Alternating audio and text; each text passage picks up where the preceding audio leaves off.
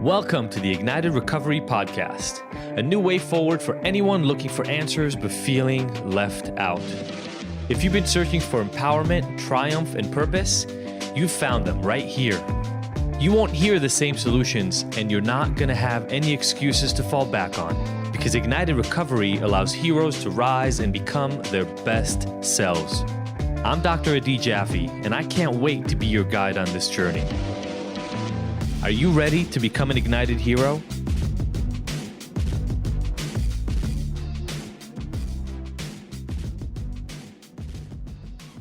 You know, when I left academia and I decided that I was not going to just teach about addiction and neuroscience, etc., but I was going to help people out there who are struggling, it wasn't really clear what path that was going to take. And I've done a lot in the last 15 years to just get better at it, and that included writing for journals like Psychology Today and doing research and yes, also teaching and running my own rehab and all these different approaches. And what I realized over time was that the things that were keeping people from getting help were exactly the things that were built into the system.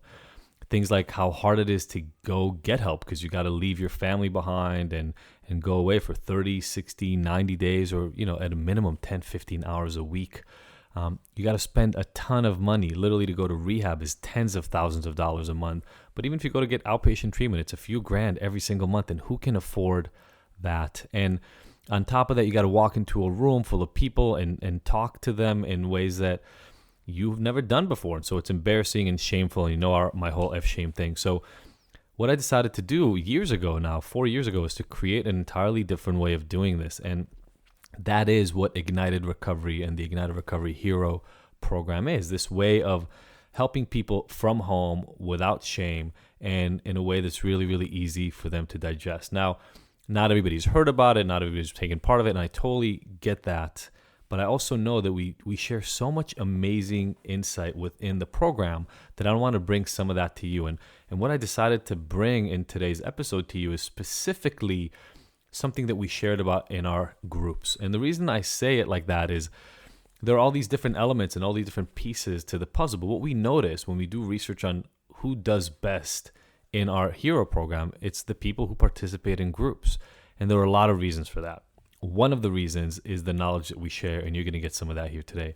Another is that they get to all be in a room together. Yes, it's a virtual room, but it's a room where you get to be in community with others. And having a community and feeling like there's a shared experience for you and these other people who understand you is massively important. And last but not least, it's the access. Every single week, I get on a group every Tuesday, and all these other coaches that I've trained get on multiple groups. We have more than 2 of them every single day of the week to help people be able to ask direct questions from experts so they can get help in an individualized way in their life without spending thousands of dollars, without having to travel, etc. There's huge power in each one of those pieces, right? Being active, doing something that you know is good for you, having a community, and then having access to experts. It's magical.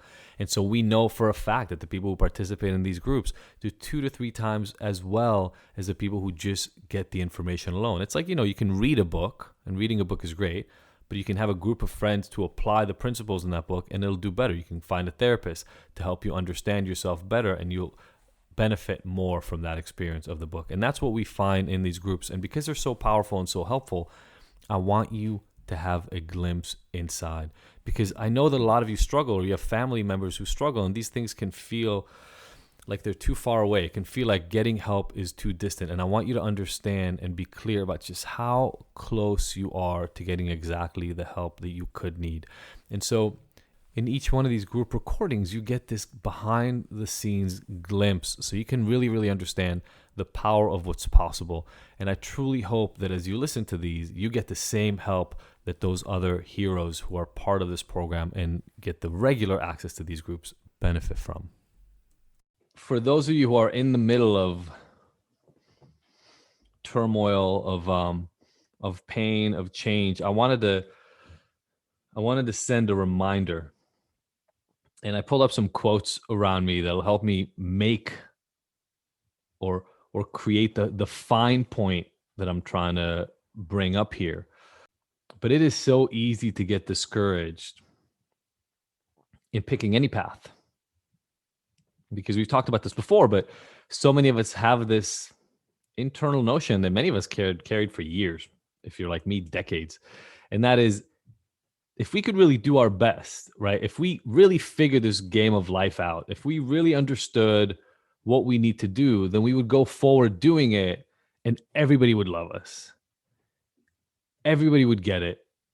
The moment we pick the right path, every person that came across would go, "Oh my God, Marianne, I am so happy you finally seen the light. This is exactly what we all have been wishing for you forever." People on the street will walk up to you because everybody will know it, because it's so amazing that, the newspapers will write about it. TV shows will have specials to let the world know that the light has been uncovered.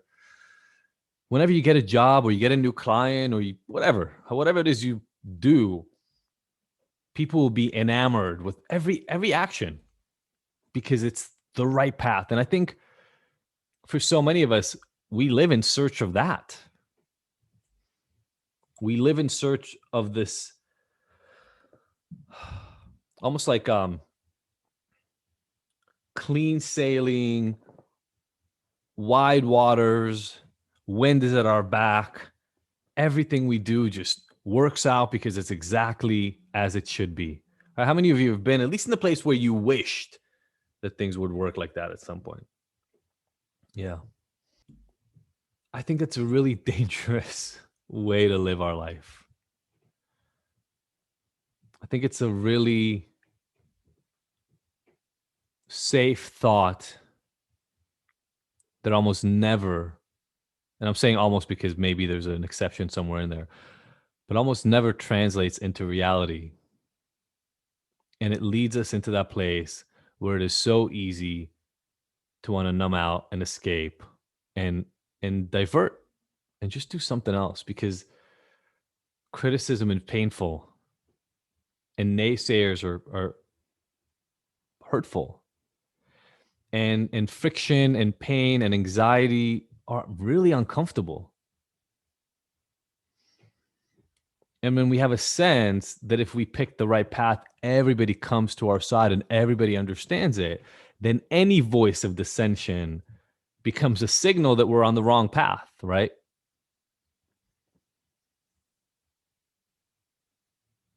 And I've talked about this before in the context of failure, but I want to take it much, much softer than failure even. I want to bring it back to this ability to forge ahead in the face of discomfort, in the face of struggle. Let's not even go as far as failure. Let's not even say that anything didn't pan out. Let's not even bring to the forefront the notion that maybe you started a business and it failed, or started a relationship and it didn't work out, or sent out a message that didn't get responded to. Like, I'm talking a real intimate relationship with others, sort of ongoing critique of how you're doing in life. And you get it all the time, whether you want to or not, right? People in life will tell you what they think of the direction you're heading in. But that was one of this conversation I had with somebody on here was one of the ways that this idea came into my head at first. But I will tell you, I get reminders daily of how important this thing is, how important it is to stay true and stay on path, allowing yourself to shift, allowing yourself to pivot, allowing yourself to change your mind and make different decisions, but keeping yourself grounded, keeping yourself secure, keeping yourself on a path.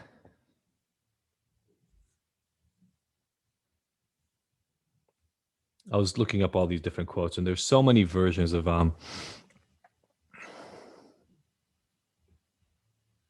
people talking about how if you want to avoid criticism, if you want to avoid friction from other people, then just try to stay still.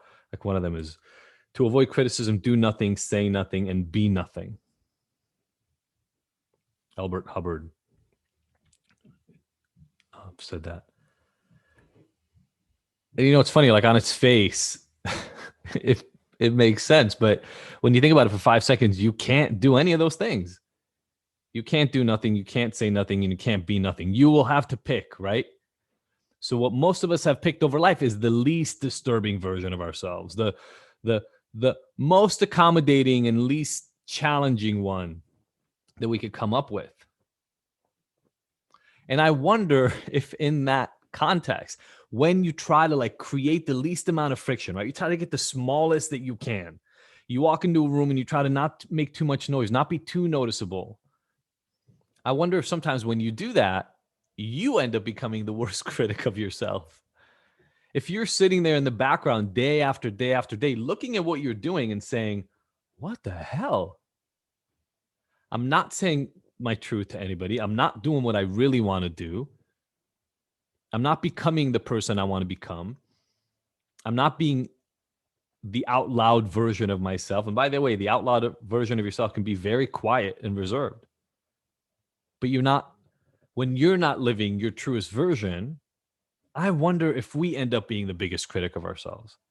And if that's really that voice in the back of your head, you know the voice I'm talking about, the voice that every morning when you woke up, he's like, you suck. You're like, shut up. Everything's okay. Stop being so stressed out. Let me meditate. And you breathe deeply and you do 5 breaths and it calms down a little bit, but then you go brush your teeth and it's like, you suck. And you get dressed for work and maybe you hate the clothes that you're putting on for work because it's not a job you like anyway. And you now you Zoom, but back in the day you used to walk into the office or go to wherever it was that your job happened. And you see the people and you're like, what am I doing here? These are not my people.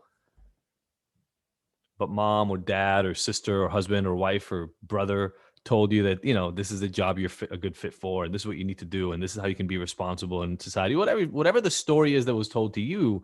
And so you just kind of go with that. And then you suck comes up like first thing at night when you try to shut your eyes and just quiet it because it's been so loud all day telling you everything you hate about life, but you've been just repressing it. And so the choice is almost more like, do I sit there criticizing myself all the time and just give in and say, you know what, screw it. I'm just going to talk shit to myself on a regular basis. Or am I going to be okay with other people criticizing me?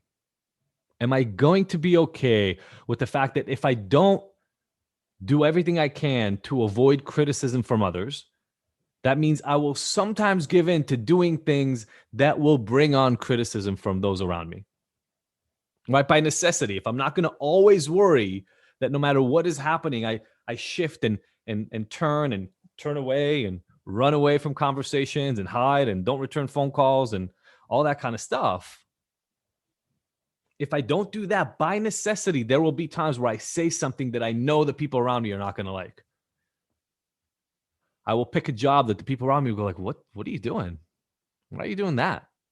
I will have a partner that people will say that about. I will read a book, cite a poem. I don't know. Start jogging, even though everybody in my family thinks it's the worst thing for you. There are an endless number of ways to disappoint people around you.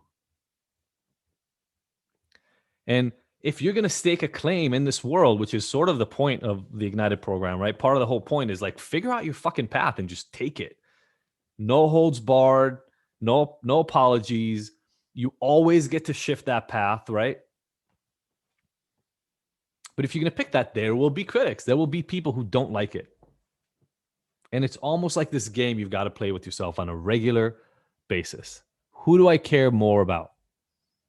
That internal critic or the external critics and the external voices that keep coming at me? And there are people who actually claim the opposite, which is, I think I've said this here before. You only know you're doing something important when more and more people start talking shit about what you're doing.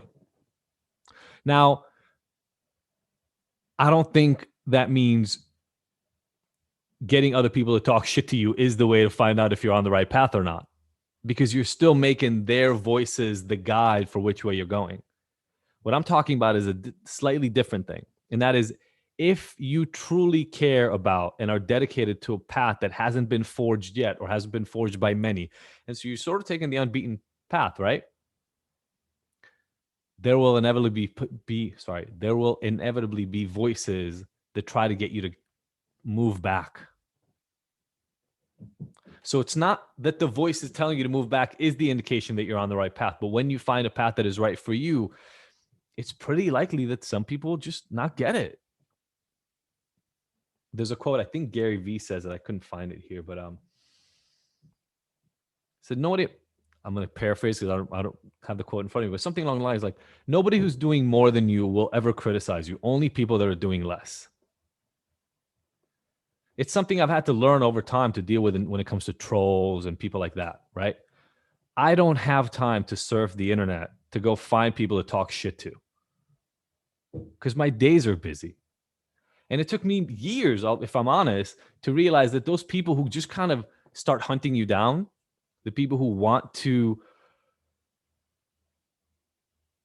egg you on, those people have all this extra time in their life. And that's great for them if that's what they want. But I don't need to make time because they have it. Does that make sense? I don't need to create extra time in my life. I don't need to add, like on my to-do list should not be appease all the people who don't like my shit. That's nowhere on my to-do list. It doesn't live in the vicinity of my to-do list. It doesn't enter the journal within which my to-do list lives because that's not my job. And so if we are in this path, if we do believe that for each one of us on here, right, Pam and Shay and Sheila and Susan and Matt and Marianne and Maddie and everybody, Finley, everybody is on this call right now. If there is a path that satisfies you in your life, it's almost in a way an act of bravery. Maybe another good reason to call this program the Ignited Hero Program.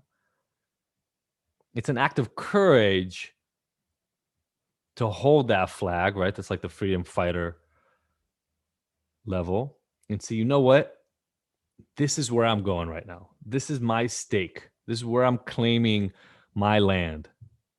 And there will be people who don't get it, and it's okay. It might even be great. It might be a release that you needed to let go of some of the tethers, the anchors, the environmental influences that have been holding you back.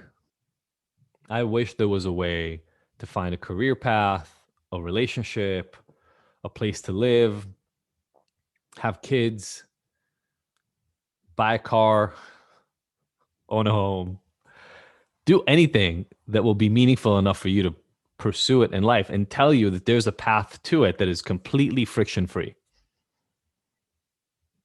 But I think I'd be doing you a disservice. I feel like that's the snake oil salesman version of life, right?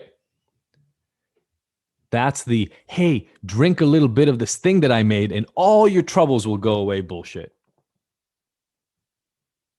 I don't think that exists. Like, I'm incredibly satisfied with my life. And on a daily basis, things happen to make me go, oh, like, shit, I got to deal with this now. And it's okay.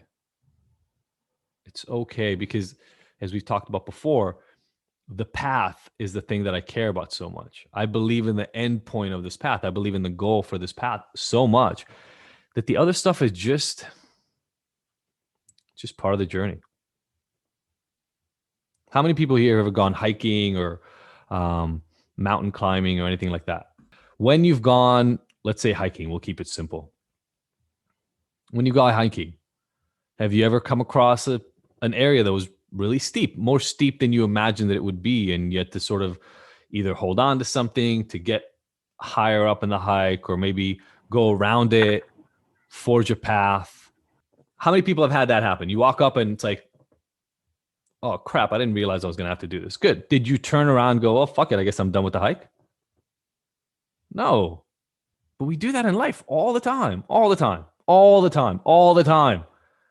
We run across something that just, it wasn't part of the plan. It wasn't comfortable.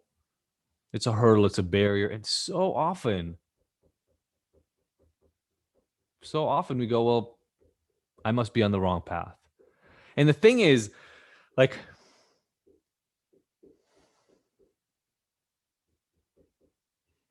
if it mattered as little as a hike, I probably wouldn't be talking about it right now.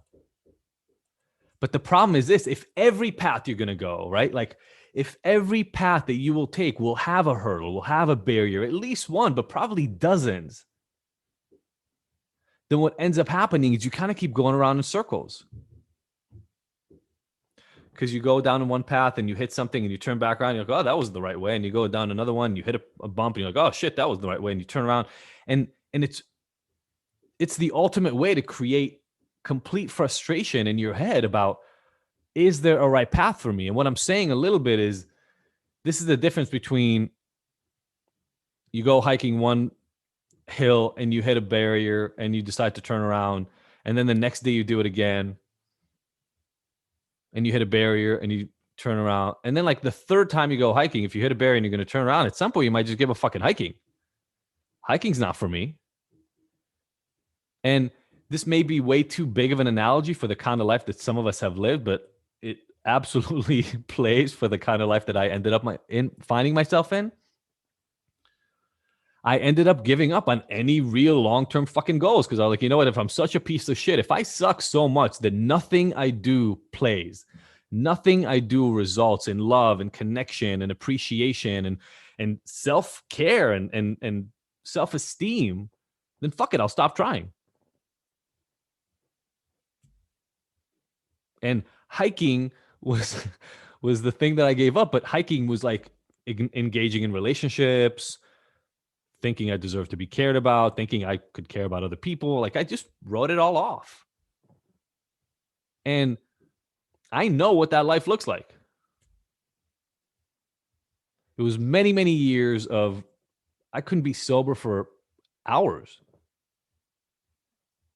I would just numb feeling after feeling. So I had all these different things that I could numb all these different feelings with because I was not really particular in terms of what I used. I just needed it to change the way I felt because I felt like shit.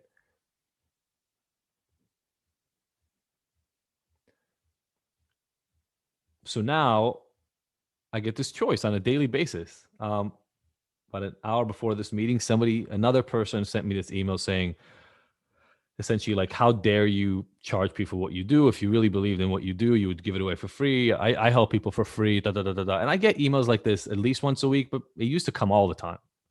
Maybe Maddie screens them for me now, I'm not sure. But I see them every once in a while when Maddie doesn't yell at me to stop looking at the info email. And you know what? I wrote this guy an email back, and it was so, I've gotten so many of these emails by now. I write, I really appreciate you writing. I think it's great that you have your way of helping people. Look, if you don't like the way that I help people, it's all good. This is a really easy solution. You just have to look away and move on with your life. It's all good. I'll keep doing what I'm doing. You keep doing what you're doing. But it took me years to get to the place where that enveloping sense of, oh my God, somebody doesn't love what I'm doing. Maybe it means that I'm not doing the right thing, right? That's the rub. The problem is that every time in the past where somebody would say they don't see why I'm doing what I'm doing, I would start losing my own sense of belief and faith in the force that was pushing me to do what I wanted to do. And those signals came every day, normally multiple times a day. And it was debilitating. It was debilitating. There will always be people who are not on your side, and it's okay. There are 7.5 billion people in the world. See, I just want everybody to like me. And I said, you don't want everybody to like you.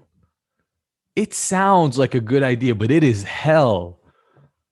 It is not. Having worked with some people who the world believes they all love them, trust me, it's not what you think it is. You want a very select group of people to like you. And you want those select people to like you the way you are, or the way you're trying to be, or the way you're growing into. That's who you really want. And you probably can't handle more than a couple dozen people at most. More than that will become overwhelming. So sink into it. If you don't feel like you're on the right track, use us to talk about that. I think I'm off. Here are the signals. Here's what I'm trying to get. Here's where I'm trying to go. Help me find the way. But please, please, please don't try to avoid criticism. Don't try to avoid having people who don't get what you're doing. Don't try to get to a place where everybody is in love with your ideas, because if everybody's in love with your ideas, then you haven't really expressed the truest version of your ideas and who you want to become.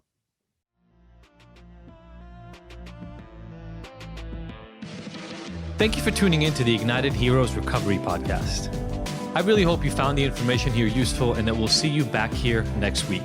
And look, I want to make sure that this podcast is the most useful it can be for you, so please let me know by emailing info@ignited.com if there are any specific topics or questions you'd like to have addressed. As usual, if you like this episode, I would love for you to leave us a 5-star review and rating. Thanks, and see you next week.